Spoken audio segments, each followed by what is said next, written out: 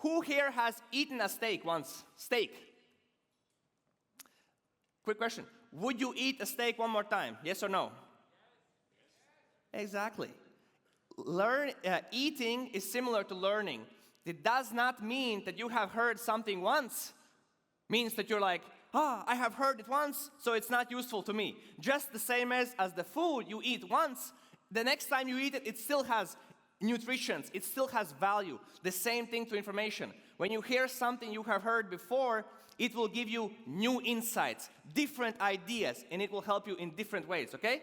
Very important to remember this, okay? This is I only told you. Okay, who's ready to learn new stuff? Woo! Who wants to grow? At the back, guys, you want to grow or you want to get stuck where you are right now? Guys, you want to grow? Yeah. Oh, let's get it. Who wants to get more sales? Who wants to make more impact? Who will apply this information? Who will apply? You guys very passive, guys. Don't be so passive, guys. You're at the back, like, I'm chilling, who cares? Be active, okay, guys? Participate. Because when you participate, you're going to get value. You know why? Here is an example. You know what is this? This is, okay, I can't take it off. So we went to America 7 months ago, November. We went to a guy called Andy Elliott. Who knows Andy, maybe? Who knows him? Just a couple of you. So he's right now the biggest sales trainer in America. You know what happened at that event? We made a decision. And that decision was to be sharper, do more stuff, impact more people, be bolder, don't be a little bitch, Make a move, do stuff, move forward. And the challenge was we had to work out for 100 days straight, no pauses. I did it. And I want here to give you the same impact I had back then when you guys are going to be sharp. You guys are going to make a move. You guys are going to make changes in your decisions and in your actions, which is going to bring better, newer, better results for you in life and business. Make sense? Yeah! Let's go. Okay, so information in itself is not power. Acting on information, doing stuff, taking action, that is power, okay? So, first thing, I want you guys to remember, there's a saying, we call it sharp versus floppy. So, let's imagine, what's your name? Virus. So let's imagine Virus has a twin. The twin is also called Virus. Both of them have the same goal. Both of them have the same goals. They want to build a big business, make big money, big business, big goals. But you know what happens Fridays? One of the Virus, who's floppy, he's like, let's take a couple of cockchicks. Let's drink some cockchicks. Like cocktails. Let's party. But Virus said, both of them said, Saturday, Sunday, we're going to work. I'm going to do stuff. But you know what? One of the Virus who had cocktails, next day, ooh, my days. I feel bad. I can't work. Who's going to work? No. I take this weekend off. And then you do that again and again and again. And you know what? That other Virus, he doesn't do that. He goes to the gym. He learns stuff. He reads books. He implements stuff. He takes accountability and responsibility for doing the stuff that is necessary to achieve the things that he sets to achieve, right? And who will achieve those goals? Who do you think? Sharp Virus or floppy Virus? Who do you think? Who here needs to be more sharp? Who here needs to be more sharp? Who? Yes, I. Let's say it one more time. Who here needs to be sharp? Let's say I.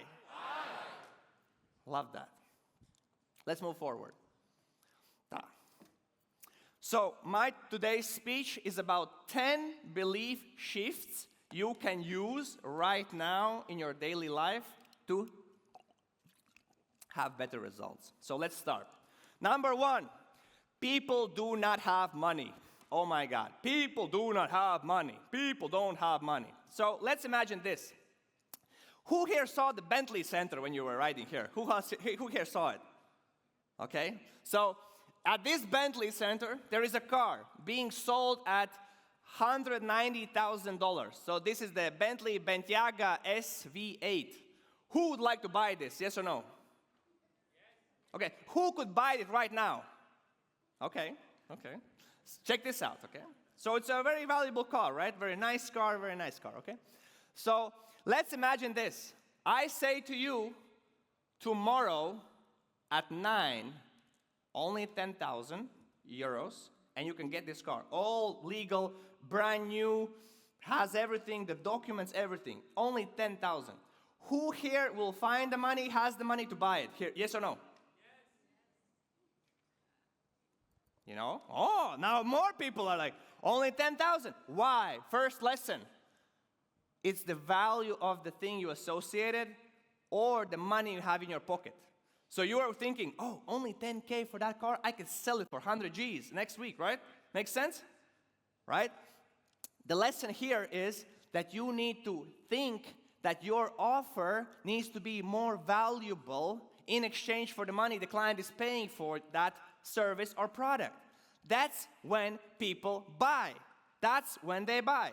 The same thing applies for marketing. If you want to get people's phone number and email, the same thing applies. They will not give you their information if they do not see value in your stuff. Because they will give you probably fake information or not even sign up. That's why your conversion rates are low, right? Makes sense? So the lesson is here. People have money. They just don't see enough value in your offer. That's the lesson here.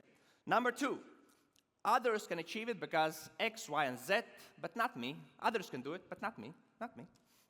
So I say, fuck that thinking.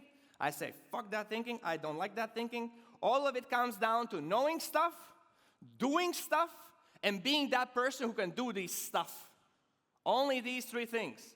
And let me give you an example. So many of us here look to Americans, right? We look for Americans for inspiration. We're like, Americans can do it. Who looks at Americans, right? I look also at Americans, right? Okay, let me give you a thought experiment, okay?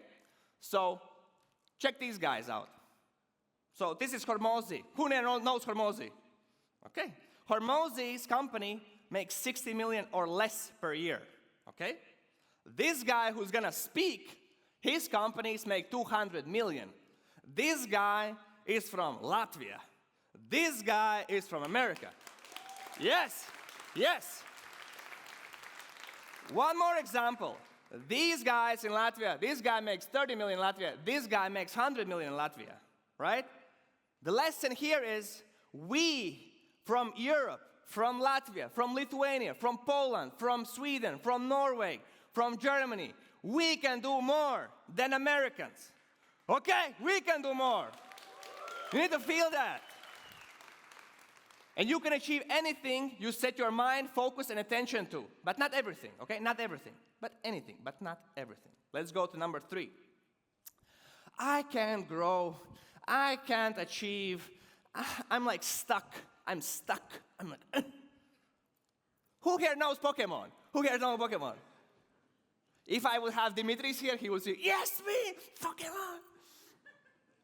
I'm not a huge fan of Pokemon, but I was watching it when I was a kid. Okay? Let me give you an idea which will help you tremendously. What is my next boss? So, for some of you, it's your first sale. That is the boss, to get that first sale, to get that first customer, the first client. That is the megacarp. I hope I pronounced that right. Megacarp. Maybe for some of you, it's reaching the 10,000 mark.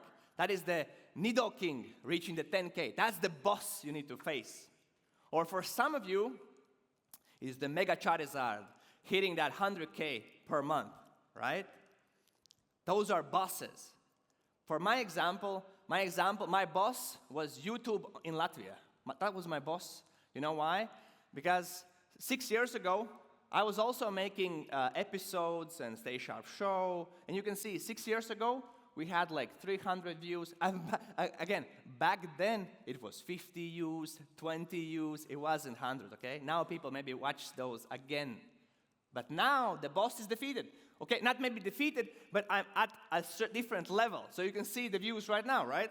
Much more. So, next boss example.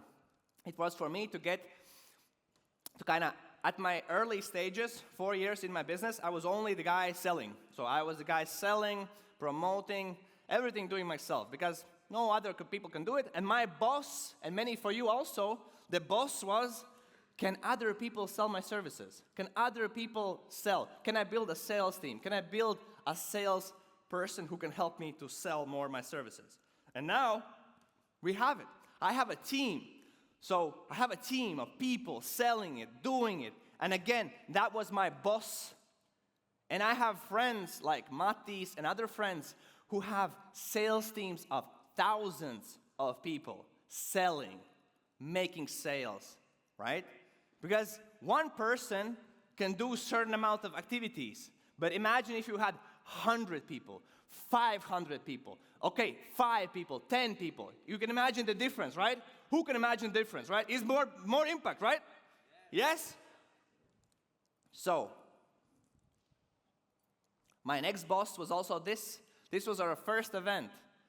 And this was the boss to organize an event for 100 people. I'm going to give you a quick video. I hope it will play. Skaya.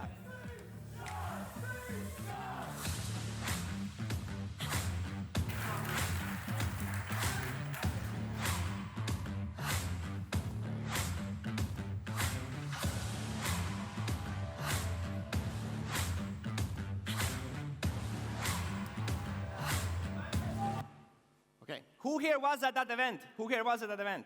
Nice. That was our first boss to do a first event with 100 people. You know what was the next boss? To do this event. And the goal was 300 people, by the way. That was the goal. How do you like it so far? Is it cool? Let's go. The question is for you guys, what is your next boss? Because each and every of you have a boss. Maybe it's to develop a program, maybe it's to develop a product, maybe it's to build a team, maybe different things. Every one of us has the boss. You just imagine, what is my boss? And then like video games, you just fight the boss multiple times. Who here has played PlayStation games sometime in their life? Okay. Who here has played Elden Ring? Who has played Elden Ring, a game? I start you. Elden Ring game, so difficult. Oh my God, guys. You will fight one boss for 2 days. And no progress. And then you maybe quit the game, and then you get back, and then you fight the boss again and again until you defeat it. So ask yourself, what is your next boss? And the question is, and the answer is, think, get help, change the actions, and work hard to defeat the boss. Work hard still applies. It's not like you get free lunch. You need to still work hard. Let's continue. I'm doing my maximum. Who has said this? I'm doing my maximum. That's it, my maximum. So here it is. So this is your maximum. So if you have a shitty day, you have like 30% maybe doing. If you have a great day, it's the 90%, 100%, 80%. Great day. I want to give you an idea, and the idea is like this. So your current maximum is this one, what you believe it is your maximum. And I want to give you an idea. Your maximum is 500%. That's your maximum. And this is your new level of action, activity. You guys can do way more, right? You can do way more. And I want you to push yourselves that your potential is way higher. So just change your thinking that what you're currently doing, you can actually do 5 times better, 5 times more, 5 times faster, right? And not just about activities. I want you to think about this place. The mind, okay? Whenever the mind can imagine, the body can achieve, right? Think about the head. It's all in your head. It's not about, don't think in these terms that, oh, I need to work 5 times more, time-wise. It's not about time. It's about how you work, how you do certain things. It's more about that, okay? Here's a quick story. I was running Riga-Valmiera, and you can see the first line. That is the line when I quit. I was a pussy and I gave up. So I was running it at 2021 or 2022, and I quit at 55 kilometers. I quit, couldn't finish it. Then last year, I was like, no, I need to do it because I said I will, and I'm gonna run.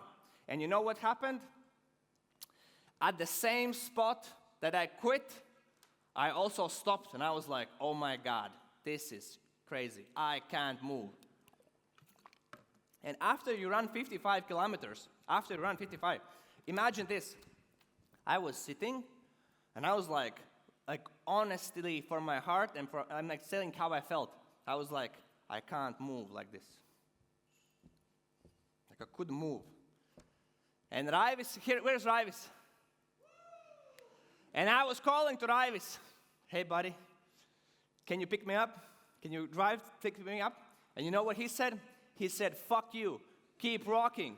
Давай walk, don't be a little bitch, keep walking. And you know what?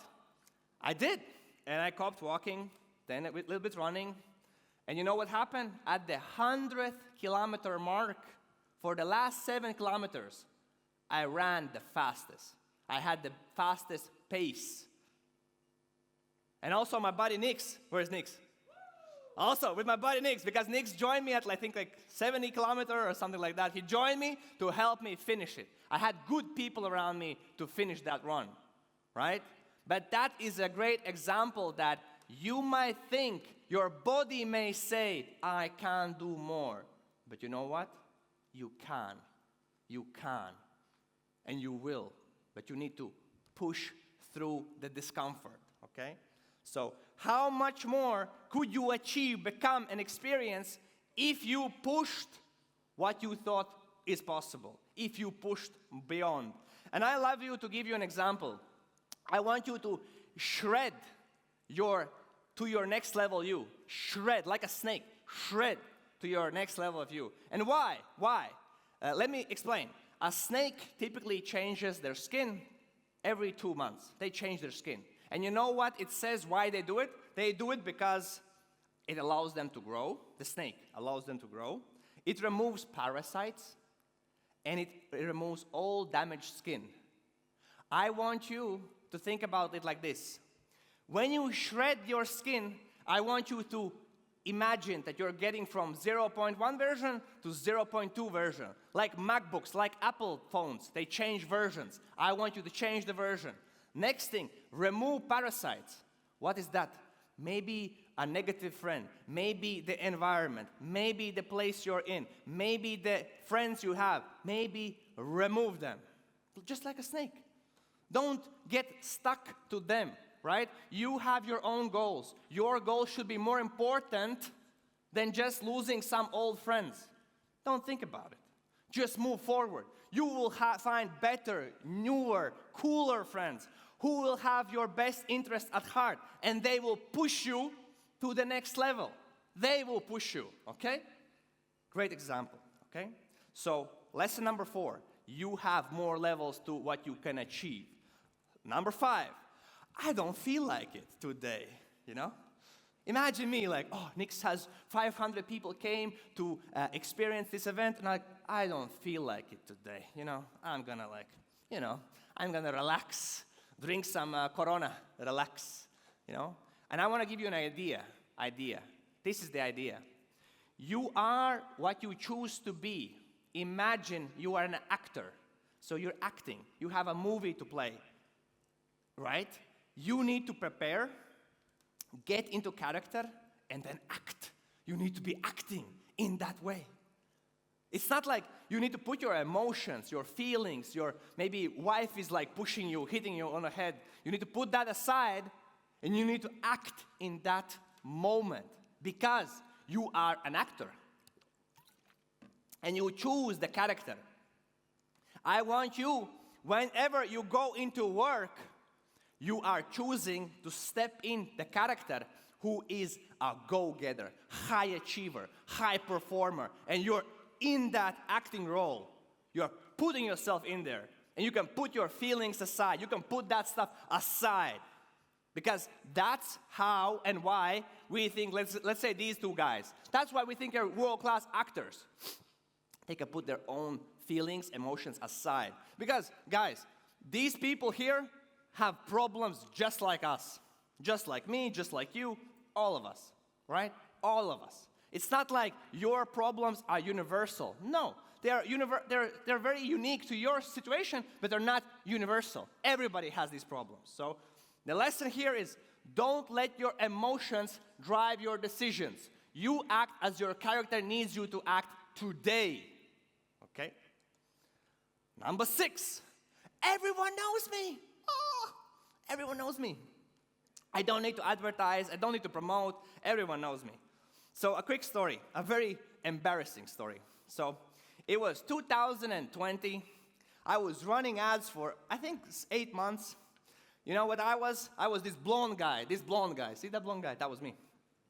It was yellow, not blonde. Yellow, not blonde. So I was cocky. I go to a client, and I'm like, hey, client, you know, everybody knows me. I had run ads for 1 year, like 8 months. Like, everybody knows me. The client is like, let's test it.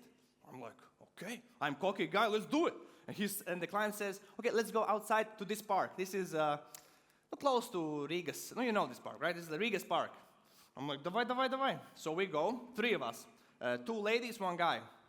We walk, people come here, and the person's like, hey, stop. Do you know this guy? And the person's like, no. I'm like, okay, 1 person, who, like, you know, like it's like Rikurachu, it maybe happens. We go again, next person. They're like, stop. Do you know this guy? Never seen this guy. I'm like, I feel like shit, you know, getting nervous, like stress coming up. We walk up to 6 more people. Everybody says, no, I don't know this guy. And you know what happened? I was like, oh shit. And then I realized, okay, that nobody knows me. And that's the reality. And your job should be to make people know you. Here's a quick fact. Latvia has 1.8 million people, but based on World Bank statistics. Let's imagine 5% of people know who you are. Let's say 5% of people know who you are. That's a lot of people, by the way. That's like 90,000 people. And let's not talk about the whole world. Let's not talk about 8.5 billion people. Let's talk about only English-speaking people, okay? Only English, which is 1.5 billion people. That means not even 0.006% know who you are, what you do, what your business does, and they cannot do business with you. You know why? I learned this from Grant Cardone, because if they don't know you, they cannot buy from you. Repeat that. If they don't know you, they cannot. One more time. If they don't know you, they cannot. Exactly. So your job should be to advertise, which means make people know you exist and your business exists. So the lesson 6 is, now is the time to be bold, step up, take action, and expand your reach. Let's go to number 7. Oh my days, this is a big one. I read business books to be good at business. I read business books. Okay? Here's me with my business books. By the way, funny story again. Maybe you saw the first page of your worksheet.